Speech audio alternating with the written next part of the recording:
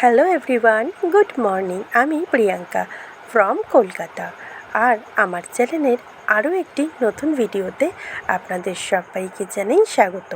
আশা করব আপনারা যে যেই প্রান্ত থেকে দেখছেন সবাই ভালো আছেন এবং সুস্থ আছেন, আর আপনাদের আশীর্বাদে আমরাও যে ভালো আছি আজ সেটা বলতে পারলাম না। আমার তো গত কয়েকদিন থেকে শরীর অসুস্থ, সেটা জানেন। কাল থেকে 2 মেয়েরই জ্বর। ভালো লাগছে না, জানেন তো। সত্যি সন্তানদের শরীর অসুস্থ হলে মা বাবাদের যেন অর্ধেক শরীর অসুস্থ হয়ে যায়। আগে মা বলতো, তোদের শরীর অসুস্থ হলে আমার যেন গলা দিয়ে ভাত নামে না। আগে বুঝতে পারতাম না, কিন্তু এখন বুঝি কথাটার গুরুত্ব আর দায়িত্ব দুটোই। সকালে ঘুম থেকে উঠে বাইরের অবস্থা এতটাই খারাপ ছিল যে সত্যি বলতে আমার কান্না পেয়ে যাচ্ছিল। সকাল থেকেই যদি এই রকম বৃষ্টি হতে থাকে তাহলে সারাটা দিন যেন নষ্ট। কাজের কোনো এনার্জি থাকে না, সারাদিন ঘুম পায়, চারিদিকে ভিজে স্যাঁতসেঁতে ভাব সত্যিই আর নেওয়া যাচ্ছে না। এখন 6:30 বাজে। আপনাদের দাদা অফিস চলে গেছে। আজকে অনেকটা সকালেই চলে গেছে, এই বৃষ্টির মধ্যেই। আসলে কি বলুন তো, যার যেটার দায়িত্ব সেটা তো সে পালন করবেই। সংসারে কর্তার কর্তব্য অর্থ উপার্জন করা, আর আমাদের উচিত সংসারটা ঠিকঠাক করে সামলানো। সেই অর্থ যাতে বাজে নষ্ট না হয় সেটাকে দেখা, আর ভবিষ্যতের জন্য সঞ্চয় করে রাখা। ও, এটা কালকের ভিডিও, বলা হয়নি আগে। এখন বাসনগুলো মেজে নিই, তারপর ঘর দুয়ার ঝাঁট দেবো। নতুন দিকটা আর মুছতে পারিনি, এই পাশটা মুছেছি পুরোটা। আজকে আর রান্না বান্না দেখানো হয়নি, কারণ অনেকটা সকালেই রান্নাটা হয়ে গেছিলো, আর তখন ভিডিও করা সম্ভব হয়ে ওঠেনি। তাই এই কাজগুলি শেয়ার করলাম আজকে। এখন ঝাড় দিচ্ছি, তারপর স্নান সেরে পুজো করব, তারপর মেয়েদেরকে খাওয়াবো, ওষুধপত্র দেবো। মোটমাট ওদেরকে নিয়েই ব্যস্ত ছিলাম, তাই কাল সারাদিন আর ফোন ধরাও হয়নি। সন্ধেবেলা বড় মেয়েকে ডাক্তার দেখাতে নিয়ে গেছিল ওর বাবা।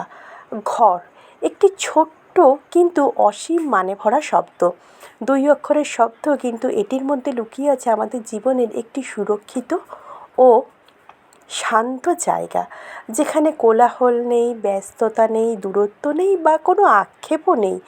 ঘর মানে এমন একটি জায়গা যেখানে শুধুই সুখ, শান্তি এবং স্নেহের প্রাধান্য। এখানে অভাব বা অনটন নেই, শুধুই নিরাপত্তা। এখানে অনুভূতিগুলো যত্ন পায়।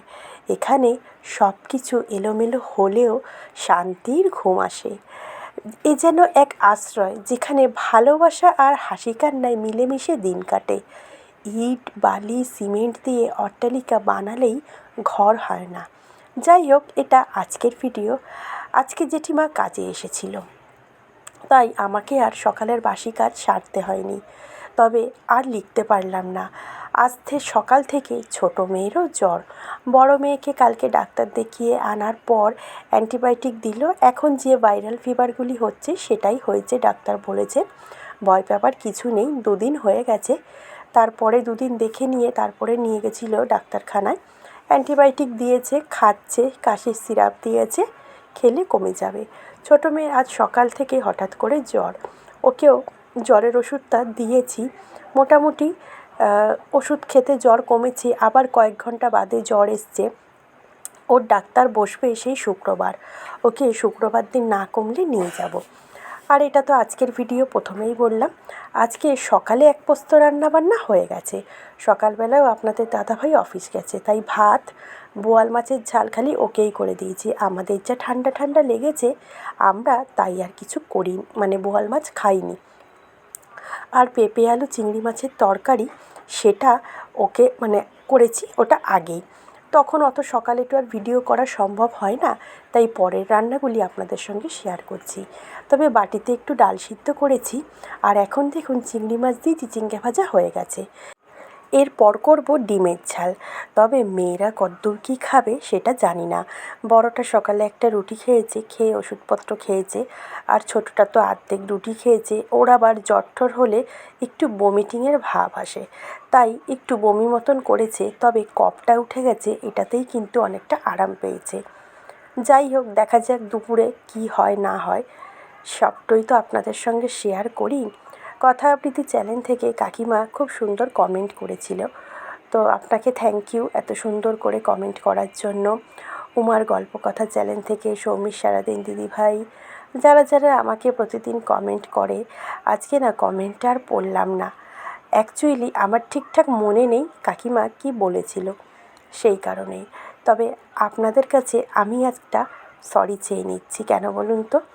আমার নিজেরও শরীর খারাপ, প্লাস মেয়ে দুটোরও শরীর খারাপ, তাই আপনাদের ভিডিও ঠিকঠাক নিয়ম করে আমি দেখতে পারছি না বা কমেন্টও করতে পারছি না। তার জন্য প্লিজ কিছু মনে করবেন না, আর ভুলও বুঝবেন না যে আপনাদের পাশ থেকে আমি হয়তো সরে গেছি। একটু ঘরটা সামলে নিই, তারপরে প্রতিদিনের মতন আপনাদের সঙ্গে সঙ্গ দেব। আমার চ্যানেলেও আমি প্রতিদিন ভিডিও দিতে পারছি না, নিজেরও তো শরীর খারাপ, সঙ্গে মেয়ে দুটো, সবটাই দেখতে হবে। এদিকে ঘরের কাজও করতে হবে, রান্নাবান্নাও করতে হবে, আপনাদের দাদাভাইকে অফিসেও যেতে হবে। ওই যে প্রথমেই বললাম, যার যেটা দায়িত্ব কর্তব্য সবটাই কিন্তু নিখুঁতভাবে নিজের হাতে করে পালন করতে হবে। সে শরীর যতই খারাপ থাকুক না কেন, দায়িত্ব কিন্তু পালন করে যেতেই হবে। সেটা কিন্তু আমাদের ঘাট থেকে এত সহজেই নামবে না বা নামাতে পারবো না। চিংড়ি মাছ দিয়ে চিচিঙ্গে ভাজাটা হয়ে গেছে, আর এখন ডিমের ঝালটা বসিয়ে দিচ্ছি।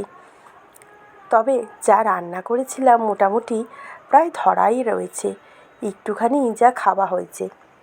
কারণ ছোটো মেয়ে দুপুরে ভাত খায়নি, আর বড়টাও দুপুরে খায়নি, সন্ধেবেলায় খেয়েছে।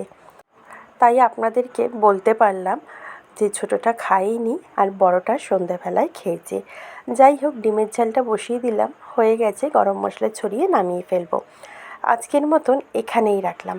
আশা করব ভালো লাগবে, আর ভালো লাগলে কিন্তু অবশ্যই আমার চ্যানেলটা সাবস্ক্রাইব করে পাশে থাকবেন। আর মাঝপথে ছেড়ে কিন্তু কখনোই চলে যাবেন না।